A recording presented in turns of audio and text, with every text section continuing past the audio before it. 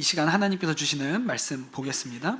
사도행전 17장 16절에서 21절, 또 17장 32절에서 34절 말씀 보겠습니다. 제가 읽도록 하겠습니다. 바울은 아테네에서 그들을 기다리고 있는 동안에 온 도시가 우상으로 가득 차 있는 것을 보고 격분하였다. 그래서 바울은 회당에 있는 유대인들과 이방 사람 예배자들과 더불어 토론을 벌였고, 또한 광장에서 만나는 사람들과 날마다 토론하였다. 그리고 몇몇 에피쿠로스 철학자들과 스토아 철학자도 바울과 논쟁하였는데, 그 가운데 몇몇은 이 말쟁이가 도대체 무슨 소리를 하려는 것인가 하고 말하는가 하면, 또 몇몇 사람은 그는 외국 신을 선전하는 사람인 것 같다 하고 말하기도 하였다. 그것은 바울이 예수를 전하고 부활을 전하기 때문이었다. 그들은 바울을 붙들어 아레오바고 법정으로 데리고 가서 당신이 말하는 이 새로운 교훈이 무엇인지 우리가 알 수 있겠소? 당신은 우리 귀에 생소한 것을 소개하고 있는데 도대체 그것이 무엇인지 알고 싶소? 하고 말하였다. 모든 아테네 사람과 거기에 살고 있는 외국인들은 무엇이나 새로운 것을 말하고 듣는 일로만 세월을 보내는 사람들이었다. 32절부터 34절입니다. 그들이 죽은 사람들의 부활에 대해서 들었을 때에 더러는 비웃었으나 더러는 이 일에 관해서 당신의 말을 다시 듣고 싶소 하고 말하였다. 이렇게 바울은 그들을 떠났다. 그러나 몇몇 사람은 바울 편에 가담하여 신자가 되었다. 그 가운데 아레오바고 법정의 판사인 디오누시오도 있고 다말이라는 부인도 있고 그 밖에 다른 사람들도 있었다. 아멘. 하나님의 말씀입니다. 요즘은 다른 나라에 가볼 기회가 많지요. 예, 저희 아들도 요새 자꾸 베트남에 가자고 저에게, 아마 학교에 베트남 갔다 온 애들이 좀 있나 봐요. 그래서 자꾸 베트남에 가자고 그러는데, 요새는 뭐 이렇게 다른 나라 가는 게 뭐 어려운 일이 아닌 시대가 됐습니다. 어떤 나라에 가면 그 나라에 도착하면 딱 첫 인상이라는 게 있잖아요. 어떤 분이, 그 외국인이 한국에 처음 와가지고 어떤 인상을 받았느냐 그렇게 물어보니까 공항이 너무 깨끗해서 바닥에 떨어진 것도 주워 먹을 수 있겠다, 그게 첫인상이었다고 그런 얘기를 해요. 그럴 수도 있겠구나 이런 생각이 듭니다. 제가 처음 해외에 나갔던 게 2003년이었는데 그때 갔던 나라가 인도였습니다. 인도 뭄바이 공항에 내렸어요. 새벽에 깜깜할 때 내렸는데, 그때 생각은 너무 겁이 나서, 한 번도 해외에 나가본 적이 없는데 그렇게 밤에 혼자 인도에 내렸으니까 너무 겁이 나서 공항에서 해 뜰 때까지 기다리자, 그리고 해가 뜨면 그때 움직여야겠다, 그렇게 생각을 했습니다.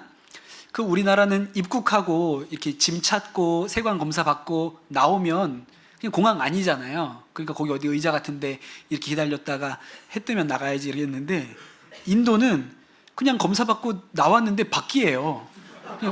그냥 따라 나오다 보니까 그냥 바뀐 거예요. 그러고 들어갈 수는 없어요.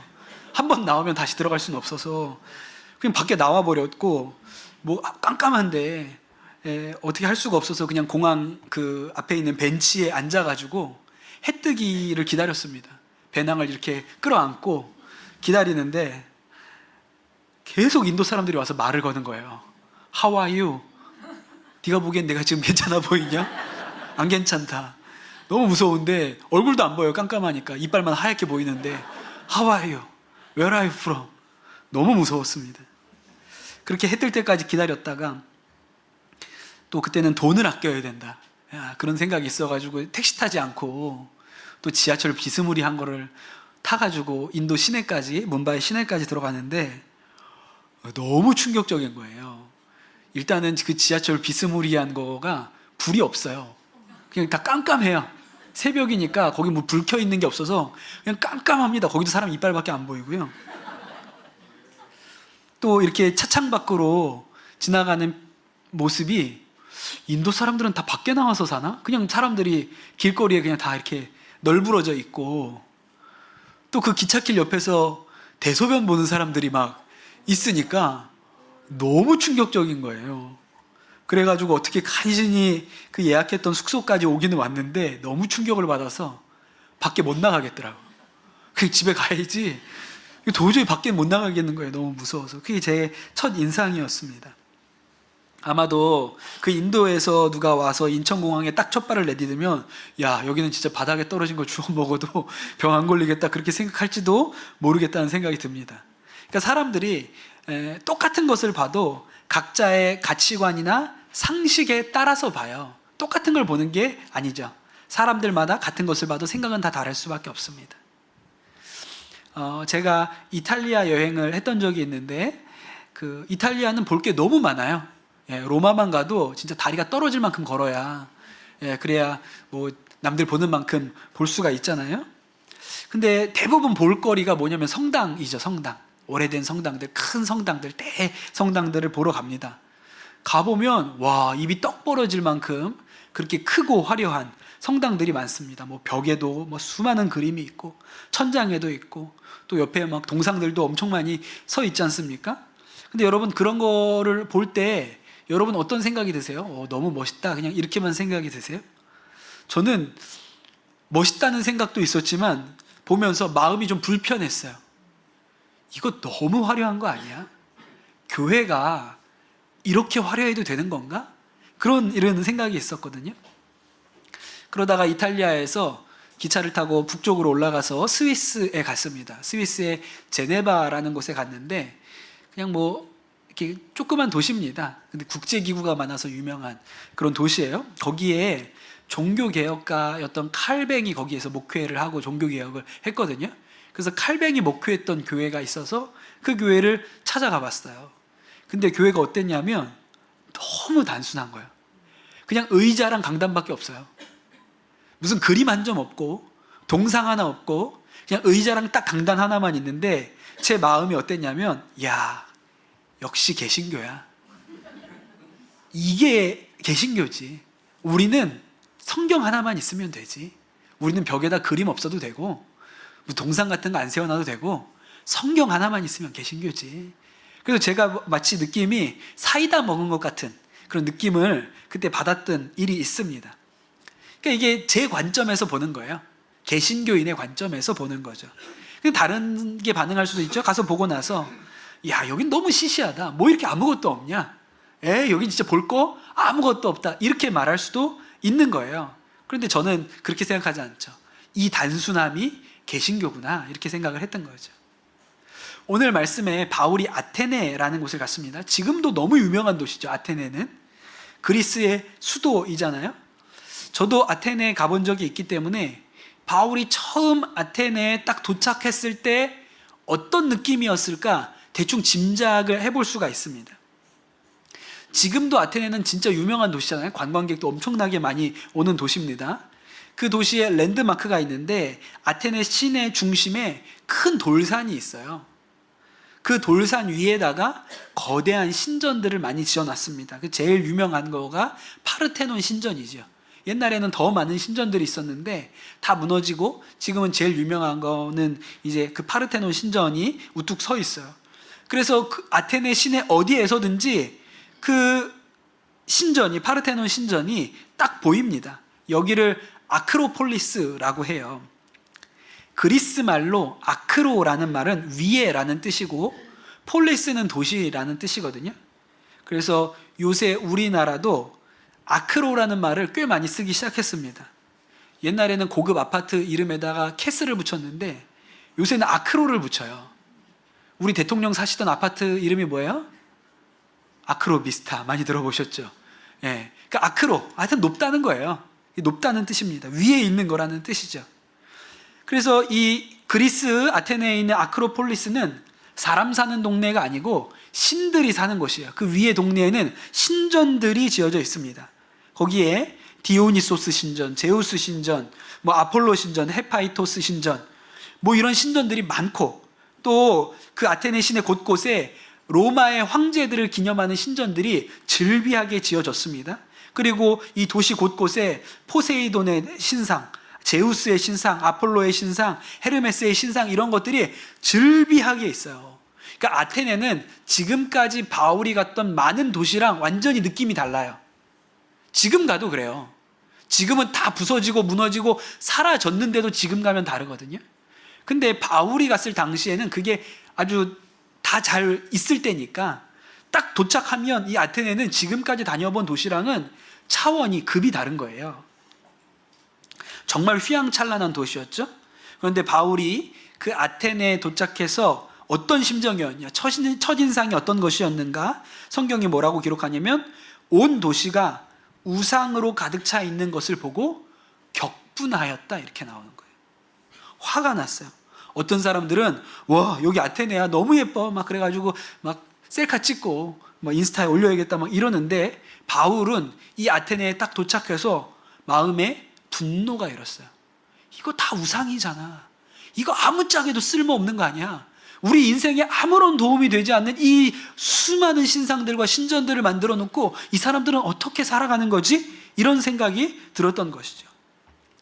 아테네는 신전만 유명한 게 아니에요. 여러분, 유럽의 문명의 뿌리가 되는 두 도시가 있다면 하나는 로마고 하나는 아테네입니다. 그런데 여러분, 로마가 아테네의 영향을 아주 많이 받았어요. 예. 이 그리스 문명으로부터 로마 문명이 영향을 받고 세워지게 되죠. 그 중심이 아테네였거든요.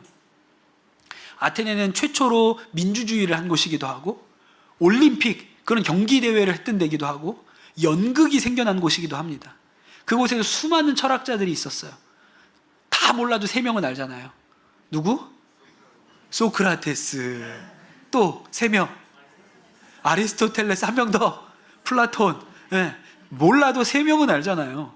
그러니까 우리 같은 사람도 3명은 알 정도니, 그러니 얼마나 이 유명한 지혜자들이 많은 곳입니까? 그래서 아테네 사람들은 자부심이 세상 모든 사람들보다 우리처럼 지혜로운 사람이 없어, 우리가 제일 똑똑해, 이런 생각을 가지고 있는 사람들이에요. 제가 고등학교 윤리 시간에 배운 기억이 납니다. 그리스의 철학의 양대 학파가 있대요. 에피쿠로스 학파와 스토아 학파가 있었다고 고등학교 윤리 시간에 배웠거든요. 그래서 에피쿠로스 학파는 쾌락주의고 스토아 학파는 금욕주의다. 아직도 기억이 나요.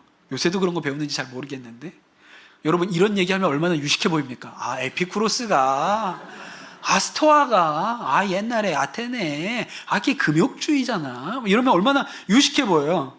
그러니까 이 당대에 가장 앞서가는 학문을 가지고 있었던 사람들이 아테네 사람들이었어요. 그런데 바울이 딱 그 사람들 틈바구니에 도착했죠. 그런데 바울이 그 아테네 사람들이 자랑하던 그 지식에 압도되지 않았습니다. 도리어 처음에 거기 와서 눈에 보이는 신상들에 격분했고, 그 다음에 그가 처음에 늘 하던 대로 회당에 가서 복음을 전하고, 그 다음에 광장에 가서 복음을 전했는데, 바울이 무슨 복음을 전했는가? 성경에 이렇게 나옵니다. 바울이 예수를 전하고 부활을 전하였다. 바울이 그 똑똑하다는 아테네 사람들 앞에서 자신이 믿는 예수 그리스도, 하나님의 아들인 예수께서 이 땅에 오셔서 우리의 죄를 대신해서 십자가에 죽으셨고 사흘 만에 부활하셔서 우리의 모든 죄가 용서되었고 영원한 생명을 얻게 되었다, 이 복음을 전했는데 위축되지 않았다는 거예요. 부끄러워하지 않았어요. 아테네 사람들은 어떻게 들었을까요? 무슨 그런 허접한 말 같지도 않은 얘기를, 야, 우리가 그 정도 수준이 아니야, 네가 해주는 그 정도 수준이 아니라고, 이렇게 하는 사람들 앞에서 바울이 부끄러워하지 아니하고 복음을 전했습니다. 왜냐하면 바울이 이 그리스 아테네에 살던 사람들과 전혀 다른 세계관을 가지고 있었기 때문에 그래요. 여러분, 보통 세계관이라고 하는 것은 세상을 보는 관점입니다. 우리가 안경에 비유해요. 우리가 선글라스를 끼면 그 선글라스 색깔에 맞춰 세상이 보이는 거잖아요. 그러니까 우리가 어떤 안경을 쓰고 있는지에 따라서 세상이 달리 보이는 거예요. 그런데 여러분, 바울이 보는 관점에서는 이 아테네의 화려한 것들, 저 우상들과 높은 신전들, 저거 다 없어질 거예요. 저거 영원한 게 아니에요. 다 썩어 없어질 거예요. 그리고 똑똑하고 지혜롭다고 해서 온갖 가먼이설로 온갖 똑똑함을 자랑하는 이 사람들의 얘기가 전혀 지혜롭게 들리지 않아요. 왜? 거기에 생명이 없어요. 그래봤자 너네가 죄인이야. 아무리 똑똑한 거 봤지? 너네 하나만 뒤집어봐, 너네 벗어날 수 없는 죄가 있잖아. 그 지식으로, 에피쿠로스의 말로, 스토아 학파의 철학으로 영생을 얻을 수 있니? 없잖아. 그러니까 바울이 볼 때는 그 대단한 아테네, 그 대단한 철학자들의 말이 대단해 보이지 않았던 것이죠. 그가 예수의 안경을 쓰고 부활의 안경을 쓰고 기독교 세계관을 가지고 이 도시를 봤기 때문에 그렇습니다. 바울이 나중에 아테네를 떠나서 고린도에 가게 되는데 나중에 그 고린도에 보낸 편지에 이렇게 썼어요. 현자가 어디에 있습니까? 학자가 어디에 있습니까? 이 세상의 변론가가 어디에 있습니까? 하나님께서는 이 세상의 지혜를 어리석게 하신 것이 아닙니까? 이 세상은 그 지혜로 하나님을 알지 못하였습니다. 하나님의 지혜가 그렇게 되도록 한 것입니다. 하나님께서 어리석게 들리는 설교를 통하여 믿는 사람들을 구원하시기를 기뻐하신 것입니다. 유대 사람들은 기적을 요구하고 그리스 사람들은 지혜를 찾으나 우리는 십자가에 달린 그리스도를 전합니다. 그리스도가 십자가에 달리셨다는 것은 유대 사람들에게는 거리낌이고 이방 사람에게는 어리석은 일입니다. 바울도 알아요. 내 얘기가, 내가 전하는 이 복음이 그리스 사람들, 아테네 사람들한테 어리석게 들린다는 것을 알아요. 그런데 결코 어리석지 않다. 하나님께서는 그 어리석은 말로 세상의 지혜자들을 부끄럽게 하신다는 것이 바울이 가지고 있는 관점이었던 것이죠. 사랑하는 성도 여러분, 우리도 이 땅에서 살아가면서 관점이 달라야 됩니다. 세상을 보는 시각이 달라야 돼요. 예수 믿는다고 하면서 세상이 보는 것과 똑같이 보면 무슨 차이가 있습니까? 예수를 믿는데 여전히 세상에 화려하고 부유하고 높은 것, 좋은 차, 좋은 집, 성공하는 것, 이런 것만 우리의 마음에 있으면 우리가 세상과 뭐가 다릅니까? 그저 유튜브에서 사람들이 자랑하는 것처럼 집 멋있게 고치고 좋은 데 여행 가고 좋은 것, 맛있는 것 먹으러 돌아다니는 것만 우리에게도 관심이면 우리가 세상과 다를 바가 하나도 없어요. 여러분, 우리가 쓴 안경, 우리가 예수 그리스도의 안경과 부활의 안경을 썼으면 그 세상에 좋다고 하는 것들이 다 썩어질 것, 영원하지 않은 것, 이 땅에서 나중에 하나님 앞에 서서 하나도 자랑할 것 없는 것을 따라서 살고 있구나, 이런 생각이 들어야죠.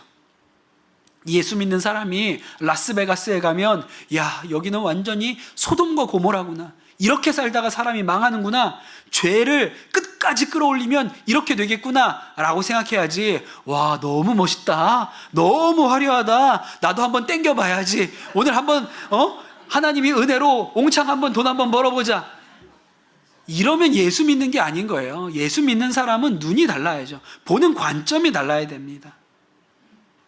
그리스인들이 생각할 때 바울이 전한 복음은 어리석은 거예요. 수준 낮은 거예요. 무슨 말 같지도 않은 얘기를. 그러나 여러분, 그 어리석은 복음을 통하여 하나님께서 사람을 바꾸시고 세상을 바꾸시고 영원한 생명으로 나아가게 하세요. 그러니 우리는 뭐가 중요한지를 알아야 됩니다. 그게 보여야 돼요. 바울의 눈에 아테네에 딱 갔더니 우상 숭배하는 것들, 신전과 신상들, 이런 게 보였잖아요. 나중에 이제 바울이 아테네에 오래 머물지 않고 고린도로 옮깁니다. 다른 도시들을 보면 뭐라고 기록하냐면 바울을 따르는 자들이 많았다, 많은 자들이 말씀을 들었다, 이렇게 나오는데 아테네에서는 그런 기록이 없어요. 아테네에는 뭐라고 기록하냐면 34절에 그러나 몇몇 사람은 바울 편에 가담하여 신자가 되었다. 그러니까 아테네에서는 믿은 사람이 그렇게 많지 않아요. 그리고 또 한 구절 나오는 게 그 가운데 아레오바고 법정의 판사인 디오누시오도 있었고 다마리라는 부인도 있었고 그 밖에 다른 사람도 있었다 그래요. 그래서 어떤 사람들은 바울의 아테네에서의 선교가 실패다, 다른 데서는 많은 사람들이 예수를 믿었는데 아테네에서는 회심자들을 많이 얻지 못했다, 실패다, 이렇게 얘기를 합니다. 그래서 저는 그렇게 생각하지 않아요. 저는 묻고 싶습니다. 몇 명이 구원받아야 그 선교가 성공입니까? 여러분, 디오누시오와 다마리만 구원받아도 성공이죠.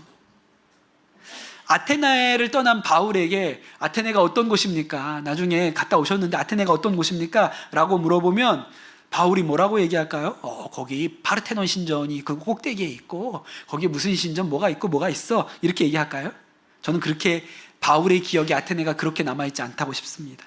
이제부터 바울의 마음에 아테네라고 하면 뭐가 남아있냐면 디오누시오와 다마리가 남아있는 거예요. 거기에서 복음 붙든 내 제자들, 거기에서 그 어려운 척박한 곳에서 예수님 믿겠다고 한 디오누시오와 다마리, 그러니까 바울에게 있어서 아테네는 디오누시오와 다마리로 기억된 것이죠. 여러분에게는 이집트가 어떤 곳이에요? 그냥 이집트 하면 피라미드, 미라, 뭐 이런 거, 나일강 뭐 이런 거 생각이 나죠. 그런데 저에게 이집트, 카이로는 어떤 곳입니까? 라고 생각하면 저는 대표적으로 제 머릿속에 가장 남아있는 것은 장선성 선교사님이에요. 제가 뭐 그 선교사님 오래전부터, 선교사로 헌신하기 전부터도 알고 있었고, 그 자녀들 커가는 과정도 다 봤고, 예, 뭐, 그러니까 너무 가까운 가정이기도 합니다. 또 이번에 단기 선교를 가서 선교사님 사역하는 것도 보고, 또 열흘 가까운 시간을 우리 팀을 정성껏 안내해 주시고, 뭐 정말 너무 기쁨으로 이렇게 애써 주셔서 너무 감사한 마음이죠. 제가 그 숙소에 에어컨이 없는 방들이 많아가지고, 저는 선교사님 댁에 가서 잤거든요. 우리 지호 형제랑 저랑 선교사님이랑 셋은 선교사님 댁에서 머물렀어요. 그 선교사님 사모님이 그 아이가 캐나다에서 대학 졸업하는 것 때문에 캐나다에 지금 잠깐 가 계셔서 집에 그 남자들 셋이서 지냈습니다. 근데 저는 하루 일정을 돌고 오면 너무 피곤해가지고 그냥 씻고 옷 벗어놓고 잠들거든요. 근데 아침에 일어나 보면 선교사님이 빨래를 다 달려놓으셨어요. 그래가지고 이집트는요 되게 좋은 게 건조기가 필요 없어요. 밤에 돌려놓고 널어놓잖아요. 아침에 다 말라 있어요. 근데 생각을 해보세요. 저는 너무 피곤하다고 와가지고 그냥 쓰러져서 아무것도 안 하고 잤는데 선교사님은 빨래 돌렸으니까 한두 시간 더 늦게 주무셨을 거 아니에요. 그런 섬김을 받고 왔어요. 그러니까 이집트, 카이로 생각하면 저는 가슴에 우리 장선성 선교사님 이 마음에 이렇게 남아있는 거죠. 그렇게 남는 거예요. 광고 때 이번에 수원으로 성지순례 간다고 말씀드렸잖아요. 여러분 그 수원에 화성이라고 정약용이 만든 성이 있습니다. 굉장히 아름다워요. 가보셨어요? 가까우니까 네, 선착순 50명에 드셔서 저랑 한번 가보시면 좋겠습니다. 저 옛날부터 많이 가봤거든요. 왜냐하면 거기서 어린이 프로그램을 많이 했어요. 수년 동안 진행을 해서 많이 가봤습니다. 수원 가면 뭐가 유명할까요? 수원 화성 이거 유명하고, 또 여러분 뭐 유명해요? 통닭, 수원 왕갈비 통닭. 지금까지 이런 맛은 없었다. 이거 있잖아요. 예. 이것은 갈비인가 통닭인가. 예, 뭐 그런 통닭 거리도 있고, 뭐 수원 갈비도 유명하고 이런 거 생각나죠. 요새는 또 행리단길이라는 게 생겼어요. 수원 화성 옆에 그 행리단길이라고 생겨가지고 막 아기자기한 소품샵, 카페들 예쁜 데가 너무 많더라고요. 요 몇 년 전까지는 거기가 다 점집이었어요. 그런데 그게 이제 도시 개발 사업 이런 걸 해가지고 소상공인들을 다 들어오게 해서 너무 예쁜, 그래서 진짜 인스타 성지예요. 막 사진 찍기 너무 좋은데 그런 데가 되었습니다. 그런데 저는 그런 게 눈에 들어오지 않고요. 이번에 얼마 전에 우리 전도사님, 목사님하고 답사를 갔다 왔는데 딱 제 눈에 들어온 게 하나 있거든요. 저도 이번에 알게 된 거예요. 그 수원 화성에서 제일 아름답다는 곳이 화홍문이라는 곳입니다. 가면 진짜 아름다워요. 야, 이런 데가 있구나 싶은 데가 있어요. 그런데 그 화홍문 옆에 너무 초라한 교회가 하나 있습니다. 요새 시골 가도 그런 교회 없어요. 근데 제가 이 수원에 이렇게 아이들 데리고 프로그램 한 게 벌써 10년 전 일인데 그때부터 지금까지 조금도 달라지지 않고 그냥 그 모습 그대로 아주 초라한 교회, 그 교회를 보면 한 60년대, 70년대에서 시간이 멈춘 것 같은 교회가 거기에 있어요. 갈 때마다 저 교회는 왜 이렇게 발전이 없을까? 그냥 이런 생각을 하면서 옆에 지나다니는 교회입니다. 그런데 이번에 가서 그 교회에 어떤 교회인지 알게 된 거예요. 그 교회가 노리마츠라는 일본 사람이 세운 교회입니다. 근데 이 노리마츠라는 사람이 누구냐면 일본 최초의 개신교 선교사예요. 이분이 일본에서 최초의 개신교 선교사로 외국에 나간 분이에요. 그런데 참 놀라운 것은 아는 사람이 없어요. 왜 그럴까요? 이분이 속한 교단이 플리머스 형제단이라는 곳이거든요. 처음 들어보셨죠? 영국 교회가 성경적이지 않다. 그 영국 교회가 성경을 따라가지 않고 사람의 권위를 따라간다. 그래서 우리는 영국의 교회에 남아있지 말고 나가자. 그래가지고 젊은 남자들이 모여가지고 우리끼리 정말 말씀대로 살아보자. 목사님 없어도 우리가 성경만 있으면 된다. 말씀대로 살아보자. 그렇게 시작된 모임이 플리머스 형제단이거든요. 나중에 이 플리머스 형제단이 개신교 신학에는 굉장히 엄청난 영향을 미칩니다. 그런 얘기는 나중에 제가 동신교회 가서 해드릴게요. 그런데 뭐 다른 건 몰라도요, 우리가 이 플리머스 형제단 출신으로 아주 유명한 사람 한 사람 있어요. 조지 뮬러가 플리머스 형제단 출신이에요. 근데 이 플리머스 형제단에 소속되어 있는 허버트 브랜드라는 청년이 은혜를 받고 일본 선교사로 헌신합니다. 그런데 아무도 가라 그런 사람이 없고 도와준다는 사람도 없이 그냥 그 뜨거운 마음 하나 가지고 일본으로 온 거예요. 누구처럼? 조지 뮬러처럼 하나님이 도우실 거라고 생각하고 일본에 왔어요. 어마어마하게 고생을 했습니다. 그렇게 일본에서 고생하며 전도하다가 노리마츠라는 일본 청년을 만나게 돼요. 그리고 이 노리마츠와 깊은 신앙의 교제를 하게 되고 이 노리마츠가 동역자가 됩니다. 근데 노리마츠가 그때 어떤 소식을 들었냐면 조선반도에서 러일 전쟁이 일어나서 이 전쟁 때문에 수많은 조선인들이 죽어가고 있다. 또 한 가지는 일본인들이 조선의 왕후인 명성황후를 시해했다. 이 얘기를 듣습니다. 그리고 너무 마음이 아프고 조선 사람들한테 미안한 마음이 들어서 나라도 조선에 가서 사과해야겠다고 생각해서 그냥 조선으로 온 거예요. 아무도 보낸 사람이 없어요. 도와주겠다고 한 사람도 없어요. 그냥 왔어요. 그게 1896년입니다. 너무 고생했죠? 그리고 1900년부터 수원으로 옮겨서 수원에서 전도를 하기 시작하는데, 당시에 구한 말이니까 조선 사람들이 일본이라 그러면 치를 떠는 때예요.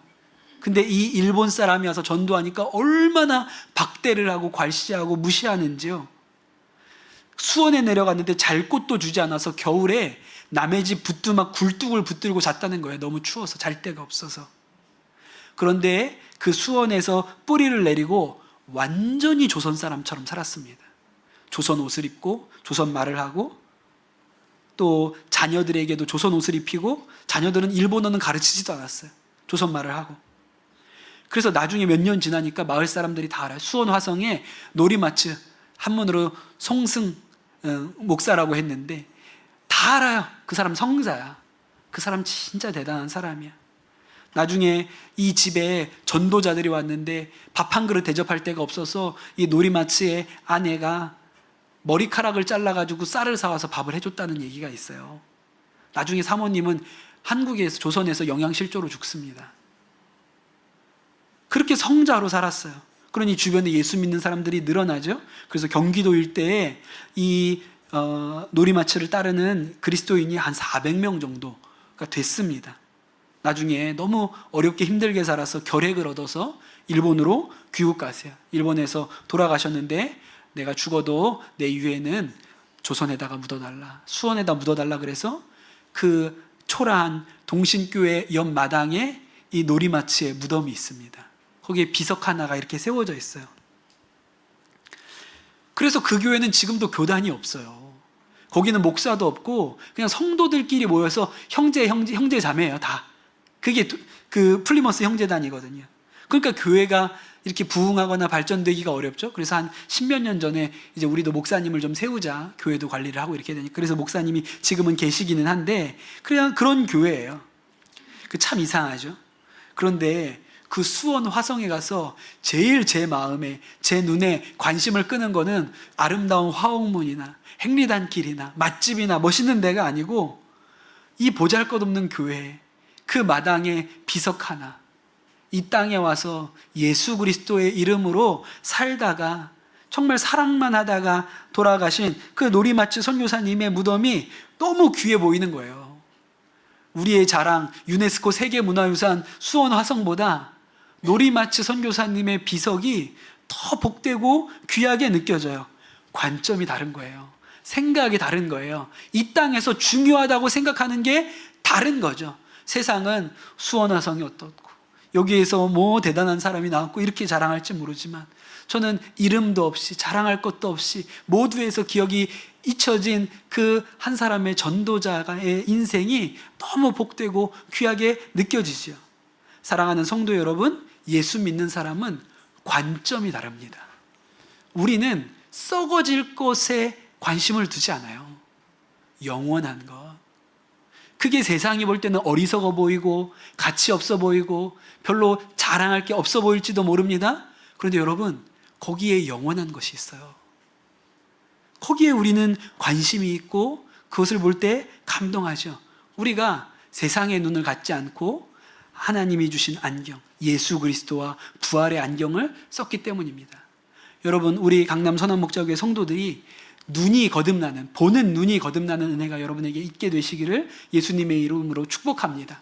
우리가 세상 사람처럼 썩어지고 없어질 것, 다 사라져버릴 것에 관심을 두고 이 세상에 허송세월하지 아니하고 영원한 것을 붙들 수 있는 믿음의 눈이 열리시기를 우리 주 예수님의 이름으로 축복합니다.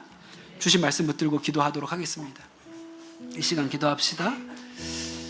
예수님, 우리의 관점이, 우리의 시선이 거듭나게 하여 주시옵소서. 우리가 여전히 예수 믿는다고 하면서도 세상의 좋은 것들, 썩어지고 없어질 것들에 우리의 인생에 관심을 묻고 살지 아니하게 도와주시고, 우리가 영원한 것, 변하지 않는 것, 하나님 앞에서 칭찬받을 것을 붙드는 인생을 살게 하여 주시옵소서. 이 시간 우리 합심해서 기도하시겠습니다. 주님, 오늘 예배를 통해서 또 말씀을 통해서 우리의 눈이 뒤집어지는 은혜의 역사가 있게 하여 주시옵소서. 우리가 세상의 관점과는 다른 관점으로 이 세상을 보게 하여 주시옵소서. 세상은 화려한 것, 좋은 것을 따라갈지 모르나 우리는 영원한 것을 볼 수 있는 믿음의 눈이 열리게 하여 주시옵소서. 그리하여 우리가 썩어지고 없어질 것에 인생을 허송세월하지 아니하고 영원한 것, 변하지 않는 것, 하나님 앞에 칭찬받을 것을 붙들 수 있는 믿음이 우리 가운데 있게 하여 주옵소서. 감사합니다. 모든 말씀 우리 주 예수 그리스도의 이름으로 기도드립니다. 아멘.